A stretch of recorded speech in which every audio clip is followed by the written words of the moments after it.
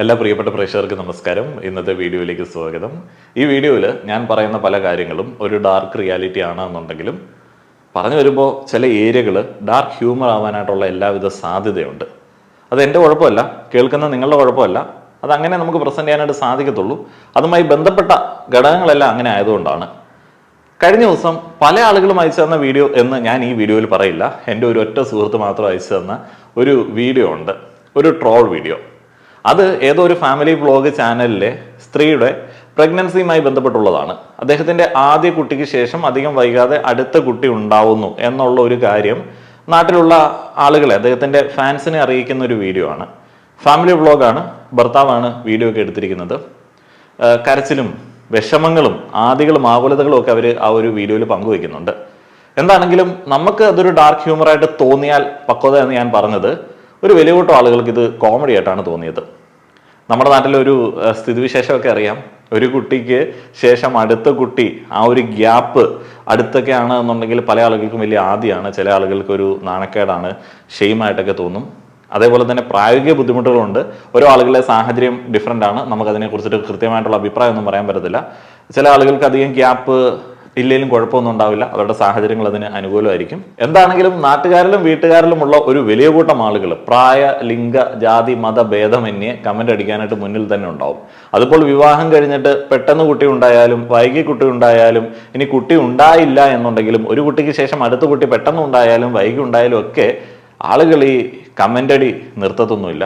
അതെല്ലാം ഒരു തരം ഡാർക്ക് ഹ്യൂമറായിട്ട് സഫർ ചെയ്യുന്ന ആളുകൾക്ക് ഫീൽ ചെയ്യും. എന്താണെങ്കിലും ഞാൻ കണ്ട ഒരു ട്രോൾ വീഡിയോ നിങ്ങൾക്ക് വേണ്ടി ഇവിടെ പ്ലേ ചെയ്യുകയാണ്.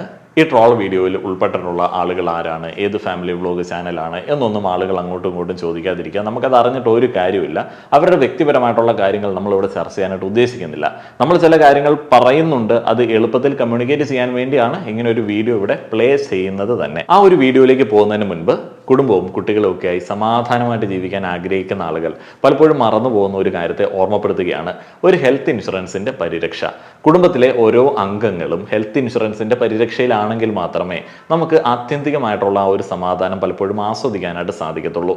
നമ്മുടെ കുടുംബത്തിൽ അടിക്കടി ഉണ്ടാകുന്ന ഹോസ്പിറ്റൽ എക്സ്പെൻസുകൾ, ഹോസ്പിറ്റൽ വിസിറ്റുകളൊക്കെ വലിയ ബുദ്ധിമുട്ടുകൾ ഉണ്ടാക്കാറുണ്ട്, കുടുംബത്തിന്റെ മുഴുവൻ താളത്തെ തെറ്റിക്കാറുണ്ട്. അപ്പോൾ അത്തരത്തിലുള്ള കാര്യങ്ങൾ അവോയ്ഡ് ചെയ്യാൻ വേണ്ടി വളരെ കുറഞ്ഞ മന്ത്ലി പ്രീമിയത്തിൽ ഇപ്പോൾ ധാരാളം ഇൻഷുറൻസുകൾ നമുക്ക് അവൈലബിൾ ആണ്. ഹെൽത്ത് ഇൻഷുറൻസ് ഒക്കെ എടുക്കുന്ന വ്യക്തികളുടെ പ്രായത്തിനനുസരിച്ച് 280-300 രൂപ മുതലൊക്കെ ആരംഭിക്കുന്ന പ്ലാനുകൾ, 1 കോടി വരെ കവറേജ് ലഭിക്കുന്ന ഹെൽത്ത് ഇൻഷുറൻസ് പ്ലാനുകൾ ഓൺലൈനായി എടുക്കുവാൻ വേണ്ടി ഒരു ലിങ്ക് ഡിസ്ക്രിപ്ഷനിലും കമന്റ് ബോക്സിലും ഞാൻ നൽകിയിട്ടുണ്ട്. ആ ഒരു ലിങ്കിൽ നിങ്ങൾ ക്ലിക്ക് ചെയ്യുന്ന സമയത്ത് ഏകദേശം 51ലധികം കമ്പനികളുടെ ഹെൽത്ത് ഇൻഷുറൻസ് പ്ലാനുകൾ നിങ്ങളുടെ മുൻപിലേക്ക് വരും.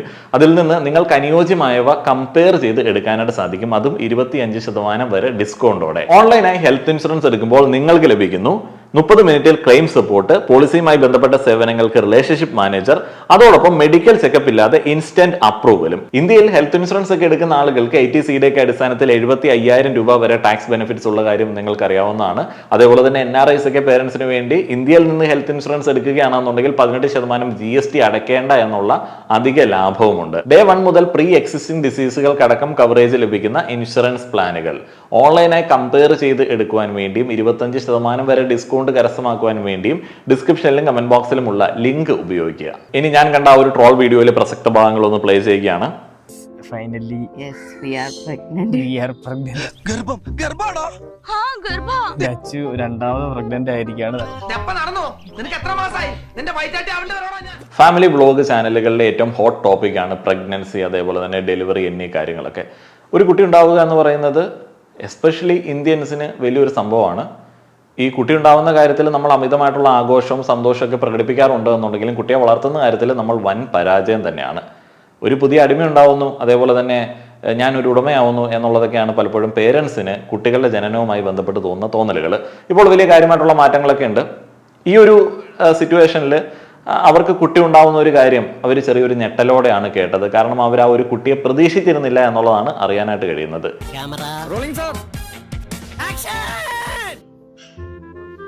ഇതൊക്കെ ദൈവം തരുന്നു, നമ്മൾ മേടിക്കുന്നു. പിന്നെ എനിക്കിവിടെ തൂറാൻ പോലും സമയം കിട്ടല്ലോ. മക്കൾ ദൈവത്തിന്റെ ദാനമാണ് എന്ന് ഞാൻ ലാസ്റ്റ് കേട്ടത് വിവാഹ ഒരുക്ക സെമിനാറിന്റെ സമയത്താണ്. മതപരമായിട്ടുള്ള വിവാഹ ഒരുക്ക സെമിനാറിന് ശേഷമാണ് എനിക്ക് കല്യാണം കഴിക്കാനായിട്ട് സാധിച്ചത്. സ്നേഹിച്ച പെണ്ണിന് വേണ്ടി എന്നെ വൃത്തികേട് വേണമെങ്കിലും ചെയ്യും എന്നുള്ള കോൺഫിഡൻസിൽ നിൽക്കുന്നതുകൊണ്ട് നമ്മളതും സഹിക്കുകയുണ്ടായി.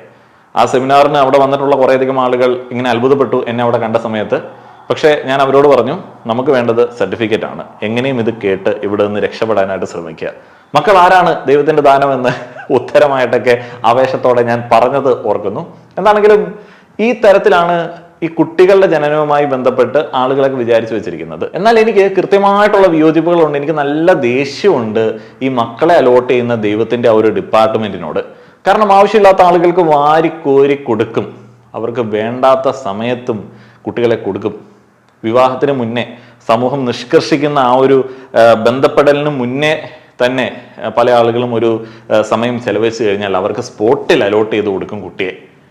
അവിടെ മറ്റേ ആ ഒരു ഡേറ്റും നമ്മൾ കുട്ടി ഉണ്ടാവാൻ പറ്റുന്ന സമയം എന്നൊക്കെ പറഞ്ഞ് നോക്കുന്ന ഒരു ഡേറ്റ് ഉണ്ടല്ലോ. അപ്പം ഒന്നുമില്ല, അവിടെ ഒന്നും ആപ്ലിക്കബിൾ അല്ല. അവർക്കൊക്കെ കിട്ടും. അവരുടെ ആ ഒരു സമയമൊക്കെ എല്ലാം കറക്റ്റ് ആയിരിക്കും. വിവാഹത്തിന് ശേഷം ആഗ്രഹിക്കുന്ന ആളുകൾ, അതിനുവേണ്ടി എഫേർട്ട് ഇടുന്ന ആളുകൾ പലപ്പോഴും മണ്ടന്മാരാവുകയാണ് പതിവ്. വഴിയിൽ ഉപേക്ഷിക്കപ്പെടുന്ന കുട്ടികൾ, മറ്റേ ഫ്ലാറ്റിൽ നിന്ന് എറിഞ്ഞ് കൊല്ലുന്ന കുട്ടികൾ, അതേപോലെ തന്നെ ഡ്രഗ് യൂസിന് ശേഷമൊക്കെ ലൈംഗിക ബന്ധത്തിൽ ഏർപ്പെട്ട് അവിടെ ജനിക്കുന്ന കുട്ടികൾ, അല്ലെങ്കിൽ അവിടെ കൊല്ലപ്പെടുന്ന കുട്ടികൾ, അങ്ങനെ അൺവാണ്ടഡ് ആയിട്ടുള്ള കുറേ സിറ്റുവേഷൻസിൽ ഈ ദൈവമാണ് കുട്ടികളെ കൊടുക്കുന്നത് എന്നുണ്ടെങ്കിൽ ആ മഹാഭാവി കുട്ടികളെ അലോട്ട് ചെയ്യുന്നുണ്ട്. ചില ആളുകൾ പറയും അത് വളരെ യങ് ആയിട്ടുള്ള ഏജിൽ ബന്ധപ്പെടുന്നതുകൊണ്ടാണ് കൂടുതലായിട്ട് അവിടെ അങ്ങനെ ജനനം ഉണ്ടാവുന്നത്. അപ്പൊ തന്നെ അവിടെ ദൈവത്തിന്റെ റോള് ഇല്ല എന്നുള്ളത് തെളിയിക്കപ്പെട്ടല്ലോ. അല്ലെങ്കിൽ ഇനിയിപ്പോൾ യങ് ആയിട്ടുള്ള ഏജിലാണ് എന്നുണ്ടെങ്കിലും പലപ്പോഴും യങ് ആയിട്ടുള്ള കപ്പിൾസും വളരെ യാഥാസ്ഥികമായിട്ടുള്ള രീതിയിൽ വിവാഹം കഴിച്ചതിന് ശേഷം കുട്ടികളെ ആഗ്രഹിക്കുന്ന സമയത്ത് അവർക്ക് കിട്ടാറില്ല. അതുകൊണ്ട് തന്നെയാണ് മറ്റേ കൃപാസനം, മണ്ണാർശാല എന്നീ സ്ഥലങ്ങളിലൊക്കെ ആളുകൾ വന്ന് നിറയുന്നത്. ഉരുളികമെടുത്തുക, തേങ്ങ ഉരുട്ടുക, ഇമാതിരി 100,000 പരിപാടികൾ ആളുകൾ ചെയ്യാറുണ്ട്. ആഗ്രഹിക്കുന്നവന് കൊടുക്കാത്ത, ആരോഗ്യവും സമയവും സാഹചര്യവും ഒന്നും അനുകൂലമല്ലാത്ത സമയത്ത് വേണ്ടാത്ത ആളുകൾക്ക് കൊടുക്കുന്ന ദൈവത്തിന്റെ ഈ ഒരു സന്താന വിതരണ പദ്ധതി എനിക്ക് കൃത്യമായിട്ടുള്ള വിയോജിപ്പ് ഉള്ള ഒരു മേഖലയാണ്.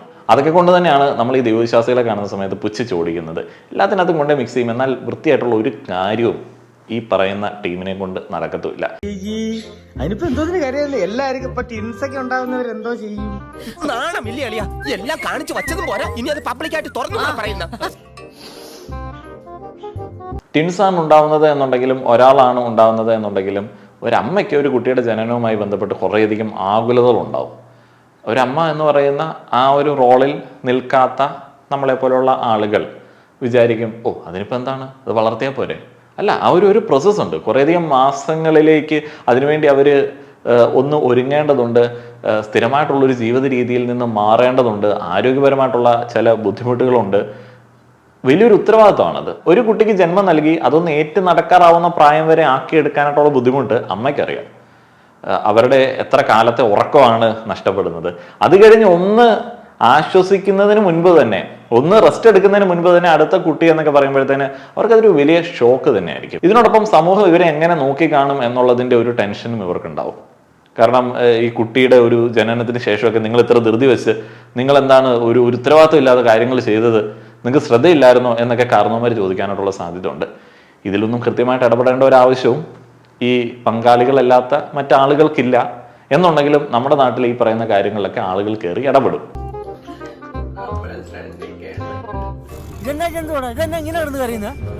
നീ എന്തിനു ടെൻഷൻ അടിക്കുന്നത്?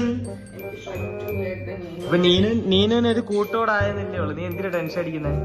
എനിക്കിതൊക്കെ ശരിയാണ്, ശ്രദ്ധിക്കേണ്ടതാണ്. പങ്കാളികൾ രണ്ടാൾക്കാരും ഈ കുട്ടികളുടെ ജനനവുമായി ബന്ധപ്പെട്ട കാര്യങ്ങളെ കുറിച്ചിട്ട് നല്ല രീതിയിൽ ശ്രദ്ധിക്കേണ്ടതുണ്ട്.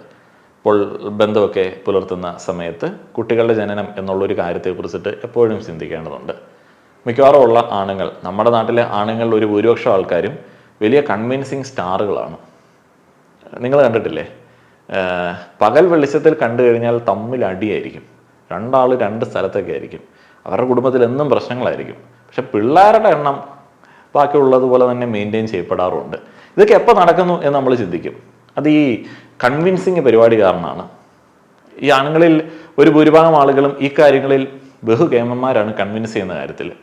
ഇപ്പോൾ സാഹചര്യങ്ങൾ അറിയാതെ അനാവശ്യമായിട്ടുള്ള പ്രോത്സാഹനം കൊടുത്ത്, കോൺഫിഡൻസ് കൊടുത്ത് കൺവിൻസ് ചെയ്ത് ഒപ്പിച്ചു വെക്കുന്ന പല കാര്യങ്ങളും പിന്നീട് ഇതുപോലുള്ള ഒരു സിറ്റുവേഷൻസ് ഉണ്ടാക്കാറുണ്ട്. ഇത് സ്ത്രീകൾക്കാണ് കാര്യമായിട്ടുള്ള ബുദ്ധിമുട്ടുണ്ടാക്കുന്നത്. എന്നാൽ അവർക്കും റോളില്ലേ എന്ന് ചോദിച്ചു കഴിഞ്ഞാൽ ഈ കൺവിൻസിങ് എന്ന് പറയുന്ന ഒരു കാര്യം നമ്മളിവിടെ കൺസിഡർ ചെയ്യേണ്ടത് തന്നെയാണ്.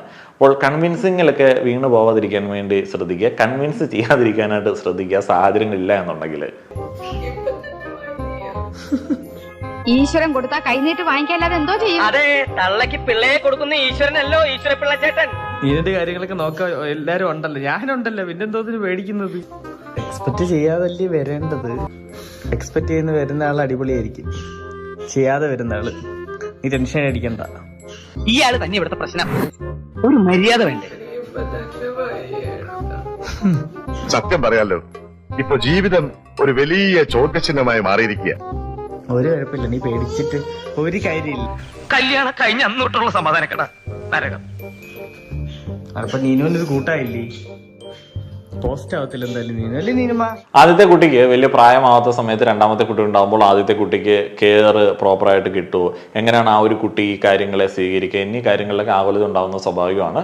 എന്നാലും നമ്മളുടെ പൂർവികരുടെയൊക്കെ ഒരു എക്സ്പീരിയൻസ് വെച്ച് പറയുകയാണെന്നുണ്ടെങ്കിൽ ഇതിന് കൃത്യമായിട്ടുള്ള ഡാറ്റ ഒന്നുമില്ല കേട്ടോ. പൂർവികരുടെയൊക്കെ ഒരു എക്സ്പീരിയൻസ് പറയുകയാണെന്നുണ്ടെങ്കിൽ നമ്മുടെ നാട്ടിലെ പഴയ കുടുംബങ്ങളിലേക്ക് ഒരു എക്സ്പീരിയൻസിൽ നിന്ന് മനസ്സിലാക്കുകയാണെന്നുണ്ടെങ്കിൽ കുട്ടികൾ കൂടുതലുണ്ടാകുന്ന സമയത്ത് കുട്ടികൾ അങ്ങോട്ടും ഇങ്ങോട്ടും വലിയ കുഴപ്പമില്ലാതെ മാനേജ് ചെയ്യുന്നത് കാണാറുണ്ട്. 3 കുട്ടികളൊക്കെ ഉള്ള വീടുകളിലെ കുട്ടികൾ നല്ല സൗഹൃദത്തിലാവുന്നതും പലപ്പോഴും നേരിട്ട് കണ്ട് മനസ്സിലാക്കാനായിട്ട് സാധിച്ചിട്ടുണ്ട്. 2 കുട്ടികൾ ഒരു കുട്ടിയൊക്കെ ആവുന്ന സമയത്ത് പലപ്പോഴും അവരുടെ ഒരു സന്തോഷത്തിൻ്റെ ആധിക്യത്തെക്കാളിലൊക്കെ കൂടുതലാണ് 3 കുട്ടികളൊക്കെ ഉള്ള വീടുകളിലെ ഒരു അവസ്ഥ. അപ്പം ഒരു കുട്ടിയുടെ കൂടെ മറ്റൊരു കുട്ടി ഉണ്ടാകുന്ന സമയത്ത് ഈ കുട്ടികളുടേതായിട്ടുള്ള ചില കുശുമ്പും പിന്നായ്മയൊക്കെ നമ്മളൊന്ന് ശ്രദ്ധിച്ചു കഴിഞ്ഞാൽ വലിയ കുഴപ്പമില്ലാത്ത ഒരു സന്തോഷം അവർക്കിടയിൽ ഉണ്ടാവാനായിട്ടുള്ള സാധ്യത ഉണ്ട്. പിന്നെ ഇതിന് ചില അഡ്വാൻറ്റേജുകളുണ്ട്. അപ്പോൾ ഏതായാലും കുട്ടി ജനിക്കുകയാണ്, നമ്മളതിനെ സ്വീകരിക്കാനായിട്ട് റെഡിയാണ്. അതുകൊണ്ടാണ് നമ്മൾ നാട്ടിലുള്ള ആളുകളോടൊക്കെ പറയുന്നത്. ഇതിൻ്റെ ഒരു അഡ്വാൻറ്റേജ് എന്ന് പറയുന്നത് ഇത്തിരി ബുദ്ധിമുട്ട് സഹിച്ചു കഴിഞ്ഞാൽ 2 ആളുകളും ഒരേപോലെ വലിയ ഗ്യാപ്പില്ലാതെ വളർന്നു വരുന്നു. 2 ആളുകളും പെട്ടെന്ന് പഠനമൊക്കെ കഴിയുന്നു. അങ്ങനെ 2 ആളുകളുടെയും കാര്യങ്ങളൊക്കെ ഒരേ സമയത്ത് നോക്കിയാൽ മതി. ഒരു കുട്ടിയുടെ പുസ്തകം മറ്റൊരു കുട്ടിക്ക് ഉപയോഗിക്കാം. രണ്ടാമത്തെ കുട്ടിക്കുള്ള ദേഷ്യം നമ്മൾ കൺസിഡർ ചെയ്യണം. എൻ്റെ അനിയത്തിയൊക്കെ എൻ്റെ പുസ്തകങ്ങളൊക്കെ ആയിട്ടാണ് പഠിച്ചത്. അപ്പോൾ ആ കുട്ടിക്ക് കുറേ അഡ്വാൻറ്റേജ് ഉണ്ട്. നമുക്ക് ഒരു കാര്യം ചെയ്തു കഴിഞ്ഞാൽ അത് നശിക്കുന്നതിന് മുൻപ് തന്നെ ഉപയോഗിക്കാനായിട്ടുള്ള സാധ്യതകളൊക്കെ ഉണ്ട്. 2 ആളുകളും ഒരേ സമയത്തൊക്കെ തന്നെ ഏകദേശം ഉത്തരവാദിത്തങ്ങളൊക്കെ ഏറ്റെടുക്കാനായിട്ട് റെഡിയാവും. നമ്മുടെ നാട്ടിലെ കുട്ടികളെന്ന് പറയുന്ന ഉത്തരവാദിത്തങ്ങൾ, കുടുംബത്തിൻ്റെ ഭാരമൊക്കെ ഏറ്റെടുക്കേണ്ട ആളുകളാണല്ലോ. അപ്പം എന്നാണെന്ന് പറഞ്ഞാൽ ഉടനെ ഒന്നും നമുക്ക് ആ ഒരു സിസ്റ്റം മാറ്റാനായിട്ട് പറ്റത്തില്ലാത്തതുകൊണ്ട് അത് ഒരു അഡ്വാൻറ്റേജ് ആയിട്ട് കൺസിഡർ ചെയ്യാവുന്നതാണ്. ഇതുവരെ വളരെ ലൈറ്റ് ഹാർട്ടഡ് ആയിട്ടാണ് ഈ ഒരു വീഡിയോ ഞാൻ നോക്കിക്കണ്ടത്. പക്ഷേ ഈ വീഡിയോയെ കുറിച്ചിട്ട് എനിക്ക് 1-2 സീരിയസ് ക്രിറ്റിസിസം ഉണ്ട്. എൻ്റെ വ്യക്തിപരമായിട്ടുള്ള അഭിപ്രായമാണ്. പക്ഷേ ഇതിലെ 1-2 കാര്യങ്ങൾ വളരെ ഇമ്പോർട്ടൻ്റ് ആണ്. പങ്കാളികൾക്കിടയിൽ സ്ഥിരമായി നടക്കുന്ന ഒരു കാര്യത്തെയാണ് ഒരു വീഡിയോയിൽ കൂടെ നമ്മൾ കണ്ടത്. ഇത് വളരെ ഫ്രഷ് ആയിട്ടുള്ള ഒരു കണ്ടന്റാണ്. അധികം ആളുകൾ ഇത്തരത്തിലുള്ള ഒരു കണ്ടന്റ് ഷെയർ ചെയ്യാനായിട്ട് ധൈര്യപ്പെടില്ല. എന്നതുകൊണ്ട് ഇവർക്കൊരു ട്രോഫി കൊടുക്കേണ്ട ഒരു ആവശ്യമൊന്നുമില്ല. കാരണം എന്താണെന്ന് വെച്ച് കഴിഞ്ഞാൽ ഈ ഒരു ഡിസ്കഷൻ അഫക്റ്റ് ചെയ്യുന്നത് ശരിക്കും പറഞ്ഞാൽ അവരുടെ മുന്നോട്ടേക്കുള്ള ഒരു ജീവിതത്തെയാണ്. ഇത് വളരെ പ്രൈവറ്റായിട്ട് നടക്കേണ്ടുന്ന ഒരു ഡിസിഷൻ മേക്കിംഗ് ആണ്. അത് ആളുകൾ കാണുന്നു, ആളുകൾ വിലയിരുത്തുന്നു. ഇപ്പോൾ ഒരു കുട്ടിയുടെ ജനനം എന്ന് പറയുന്നത് പങ്കാളികൾക്കിടയിൽ കുട്ടികളെ ആഗ്രഹിക്കുന്ന ആളുകൾക്ക് വലിയ സന്തോഷം ഉണ്ടാക്കുന്ന ഒരു സംഗതിയാണ്. പലപ്പോഴും ഒരു ആണിനും പെണ്ണിനും അവർ കഴിഞ്ഞാൽ ഏറ്റവും കൂടുതൽ ഇമ്പോർട്ടൻസ് ഉള്ള ഒരു വ്യക്തി എന്ന് പറയുന്നത് കുട്ടിയായിരിക്കും. അപ്പോൾ പൂർണ്ണ മനസ്സോടെ പൂർണ്ണ സന്തോഷത്തോടെ അവർ ആ ഒരു കുട്ടിയെ റിസീവ് ചെയ്യുന്ന വീഡിയോസൊക്കെ നമ്മൾ കണ്ട് ആസ്വദിച്ചിട്ടുണ്ട്. അതാണ് കുടുംബത്തിൻ്റെ, ഈ കുട്ടികളുമായിട്ട് സമാധാനമായിട്ട് ജീവിക്കണം എന്ന് ആഗ്രഹിക്കുന്ന ആളുകളുടെ കുടുംബത്തിൻ്റെ ഒരു ബ്യൂട്ടി. അപ്പോൾ ഈ ഒരു വീഡിയോയിൽ നിന്നിട്ട് അവർ പുറത്തേക്ക് കൊടുക്കുന്നത് അൺഎക്സ്പെക്റ്റഡ്, അൺവാണ്ടഡ് സംടൈംസ് എന്നുള്ള ഒരു സംഭവമാണ്. ഇത് ആ ഒരു കുട്ടിയുടെ വളർച്ചാ കാലഘട്ടങ്ങളിലൊക്കെ ബാധിക്കാനായിട്ടുള്ള എല്ലാവിധ സാധ്യതയുണ്ട്. നിങ്ങൾ അങ്ങനെ ഒരു വീഡിയോ ആയിട്ട് ഇതിനെ അപ്ലോഡ് ചെയ്തതുകൊണ്ട് ആ ഒരു കുട്ടിയുടെ ജനനം വരെ, ജനനത്തിന് ശേഷവും പല ആളുകളും പോസിറ്റീവായിട്ടും നെഗറ്റീവായിട്ടും പറയാനായിട്ടുള്ള സാധ്യത ഉണ്ട്. അവരിൽ പല ആളുകൾ പറയും നിങ്ങൾ ആഗ്രഹിക്കാതെ വന്ന കുട്ടിയല്ലേ, അപ്പോൾ ചിലപ്പോൾ ഇങ്ങനെയൊക്കെ സംഭവിക്കാൻ സാധ്യതയുണ്ട്, അതുകൊണ്ടാണ് ഇങ്ങനെയൊക്കെ സംഭവിച്ചത്. അത്ര മനുഷ്യത്തില്ലാത്ത ആൾക്കാരാണ്. ഇനി എന്തെങ്കിലും പോസിറ്റീവായിട്ടുള്ള കാര്യങ്ങൾ ആ കുട്ടിയുമായി ബന്ധപ്പെട്ട് ആ കുട്ടിയുടെ അച്ചീവ്മെന്റുകളൊക്കെ കേൾക്കുകയാണെന്നുണ്ടെങ്കിൽ അവിടെയും കുറേ എണ്ണം വന്നിട്ട് കമന്റ് പറയും നിങ്ങൾ വേണ്ടാന്ന് വെച്ചിട്ടും നിങ്ങൾക്ക് കിട്ടിയ കുട്ടിയല്ലേ, കണ്ടില്ല എങ്ങനെ ഇരിക്കണു. ഇങ്ങനെയുള്ള ജഡ്ജ്മെന്റുകൾക്ക് സ്വയം ഇട്ടുകൊടുക്കുക എന്നുള്ളതാണ് വളരെ ഫ്രഷ് ആയിട്ടുള്ള ഒരു പ്രഗ്നൻസി റിലേറ്റഡ് കണ്ടന്റിലൂടെ ആ ഒരു ഫാമിലി വ്ളോഗുകാർ ചെയ്തത്. അതേപോലെ ഈ വീഡിയോയിൽ പേരൻസ് ആദ്യത്തെ കുട്ടിയെ മെൻഷൻ ചെയ്യുന്നുണ്ട്. ഒന്ന് ആലോചിച്ച് നോക്കുക, രണ്ടാമത്തെ കുട്ടി ഉണ്ടാകുന്ന സമയത്ത് ആദ്യത്തെ കുട്ടിക്ക് പല പരാതികളൊക്കെ തോന്നാറുണ്ട്. അതേപോലെ തന്നെ ഈ കുട്ടികൾ തമ്മിൽ അങ്ങോട്ടും ഇങ്ങോട്ടും നിന്നെയാണോ ഇഷ്ടം എന്നെയാണോ ഇഷ്ടം എന്നുള്ള ചില ചോദ്യങ്ങൾ ഉണ്ടാവാറുണ്ട്. അങ്ങനെയുള്ള സാഹചര്യങ്ങളൊക്കെ കുട്ടികളുടെ വളർച്ചാ കാലഘട്ടങ്ങളിൽ ഉണ്ടാവാറുണ്ട്. അപ്പോൾ ഈ കുട്ടി സെർച്ച് ചെയ്ത് നോക്കുന്ന സമയത്താണ് മനസ്സിലാവുന്നത് താനൊരു അൺവാണ്ടഡ് ചൈൽഡ് ആണ് എന്നുള്ളത്. നിങ്ങളുടെ പേരൻറ്റിങ്ങിൽ എന്തെങ്കിലും ഒരു ഇഷ്യൂ ഉണ്ടായിട്ടുണ്ടോ എന്നുണ്ടെങ്കിൽ, എന്തെങ്കിലും ഒരു വഴക്കുണ്ടായിട്ടുണ്ടോ എന്നുണ്ടെങ്കിൽ, കുട്ടിക്ക് എന്തെങ്കിലും ഒരു വിഷമം ഉണ്ടായിട്ടുണ്ടോ എന്നുണ്ടെങ്കിൽ കുട്ടി നേരെ ഇതുമായിട്ട് കണക്റ്റ് ആവും. എന്നിട്ട് അതും പറഞ്ഞത് വിഷമിച്ചുകൊണ്ടിരിക്കും. ഈ ചൈൽഡ്ഹുഡ് ട്രോമ എന്നൊക്കെ പറഞ്ഞ ഇപ്പോഴത്തെ പിള്ളേർക്ക് കൃത്യമായിട്ടുള്ള ധാരണയുണ്ട്. ഓക്കെ, ഇതിന് വീഡിയോ തെളിവും കൂടെ ഉള്ളതുകൊണ്ട് ആ കുട്ടി പറയും yes I am an unwanted child. നിന്നെ തവിട് കൊടുത്ത് വാങ്ങിയതാണ്, നിന്നെ അവിടുന്ന് കൊണ്ടുവന്നതാണ്, നിന്നെ വെറുതെ കിട്ടിയതാണെന്നൊക്കെ ചുമ്മാ കള്ളം പറയുമ്പോൾ തന്നെ പിള്ളേരങ്ങ് പൊട്ടിത്തകർന്ന് ഓരോന്നൊക്കെ ചെയ്യാറുണ്ട്. അപ്പം അങ്ങനെയുള്ള ഒരു സിറ്റുവേഷൻസ് ഒക്കെ കാണുന്ന സാധാരണക്കാരായിട്ടുള്ള ആളുകളിൽപ്പെട്ട ആളുകൾ ഇങ്ങനെയുള്ളൊരു പരിപാടി ചെയ്യരുതായിരുന്നു. ഇൻസ്റ്റഗ്രാമിലെ മറ്റേ സിഗ്മ പീക്കിരി പിള്ളേരൊക്കെ ഉണ്ടല്ലോ, ഞങ്ങൾ സിഗ്മയാണ്, ഞാൻ ഒറ്റയ്ക്കാണ്, എനിക്ക് ആരുമില്ല എന്നൊക്കെ പറഞ്ഞ് നടക്കുന്ന പിള്ളേർ, അതുങ്ങളൊക്കെ ഒരു തെളിവ് പോലും ഇല്ലാതാണ് ആൻറ്റി സോഷ്യൽ ബിഹേവിയറുമായിട്ട് നടക്കുന്നത്. അപ്പോഴാണ് ഞാൻ അൺവാണ്ടഡ് ആണ് എന്നുള്ള തെളിവ് ഓൺലൈനിൽ അവശേഷിപ്പിച്ചുകൊണ്ട് ഒരു കുട്ടി ജനിക്കുന്നത്. അപ്പം അതുകൊണ്ട് തന്നെ ഇത്തരത്തിലുള്ള കാര്യങ്ങൾ ഇനി ആരും കുട്ടികളുടെ ജനനവുമായി ബന്ധപ്പെട്ട് പുറത്ത് പറയാതിരിക്കുക. ഇതൊക്കെ വളരെ വ്യക്തിപരമായിട്ടുള്ള കാര്യങ്ങളാണ്. ഈ ഫാമിലി ബ്ലോഗുകാർക്കൊന്നും ഒന്നിനും ഒരു ലിമിറ്റില്ല. ഇവർക്ക് എവിടെയാണ് ഇവരുടെ സ്വകാര്യത എന്നുള്ളത് അറിയത്തില്ല. തൻ്റെ പങ്കാളി ഇമോഷണലി വൾണറബിളായി പൊട്ടിക്കരഞ്ഞുകൊണ്ട് നിൽക്കുന്ന ഒരു സമയത്ത് ക്യാമറ ആയിട്ട് നിൽക്കുകയാണ് പറയുന്നില്ല. അതൊക്കെ എന്തൊരു തോൽവിയാണ്. അങ്ങോട്ടും ഇങ്ങോട്ടും എന്ത് സുരക്ഷിതത്വമാണ് ഈ പങ്കാളികൾ തമ്മിൽ കൊടുക്കുന്നത്? എന്താണ് കൊടുക്കുന്നത്? ഈ കുട്ടിയെ കൊടുക്കണത് മാത്രമല്ലല്ലോ, എന്നിട്ട് വീഡിയോ എടുത്ത് കൊടുക്കണത് മാത്രമല്ലല്ലോ ഈ ഒരു ദാമ്പത്യ ബന്ധം എന്ന് പറയണത്. ഈ ഉണ്ണികളെ ഉണ്ടാക്കുക, ഉണ്ണുക എന്ന് പറയുന്ന ഒരു കാര്യം തന്നെയാണ് മെയിനായിട്ടുള്ള ഉദ്ദേശം ഇന്ത്യയിലുള്ള ആളുകളുടെ എന്ന് തോന്നാറുണ്ട്. വേറെ എന്തൊക്കെ ആസ്വദിക്കാൻ പറ്റുന്ന സ്വകാര്യതകളുണ്ട്. ഇപ്പം ഇതുപോലുള്ള കാര്യങ്ങളെ കുറിച്ചിട്ട് കൂടുതൽ പറയുന്നത് ശരിയല്ല എന്ന് എനിക്ക് തോന്നുന്നു. എന്താണെങ്കിലും വലിയ മണ്ടത്തരം, വിഡ്ഢിത്തരം എന്നുള്ളതേ പറയത്തുള്ളൂ. ആ ട്രോൾ ചാനലൊക്കെ ആ വീഡിയോ റിമൂവ് ചെയ്ത് കഴിഞ്ഞാൽ വളരെ നല്ലത്. ഇവരും ആ വീഡിയോ റിമൂവ് ചെയ്ത് കഴിഞ്ഞാൽ വളരെ നല്ലത്. അല്ലെങ്കിൽ നിങ്ങൾ ജനിക്കുന്ന കുട്ടിയോട് ചെയ്യുന്ന ഏറ്റവും വലിയ ക്രൂരതയായിരിക്കും. അതേപോലെ ഒരു മനുഷ്യത്വമില്ലാത്ത ആളുകളാണ് ഈ ഫാമിലി വ്ളോഗ് ചാനലൊക്കെ കാണുന്ന ആളുകളിൽ ഒരു വലിയ കൂട്ടം ആൾക്കാർ. അവർ നാളെ ആ കുട്ടിയെ തളർത്താൻ വേണ്ടി ഇത് ഉപയോഗിച്ചുകൊണ്ട് തന്നെ ഇരിക്കും. ഇത് മുന്നോട്ടേക്ക് നിങ്ങൾക്കൊരു വലിയ ബാധ്യതയായിട്ട് മാറാനായിട്ടുള്ള എല്ലാവിധ സാധ്യതയുണ്ട്. വീഡിയോയുടെ തുടക്കത്തിൽ ഞാൻ പറഞ്ഞ 51-ലധികം കമ്പനികളുടെ ഇൻഷുറൻസ് പ്ലാനുകളിൽ നിന്ന് കമ്പയർ ചെയ്ത് നിങ്ങൾക്ക് ആവശ്യമായ ഇൻഷുറൻസ് 25% വരെ ഡിസ്കൗണ്ടോടെ എടുക്കുവാൻ വേണ്ടിയുള്ള ലിങ്ക് ഡിസ്ക്രിപ്ഷനിലും കമന്റ് ബോക്സിലും നൽകിയിട്ടുണ്ട്. നന്ദി.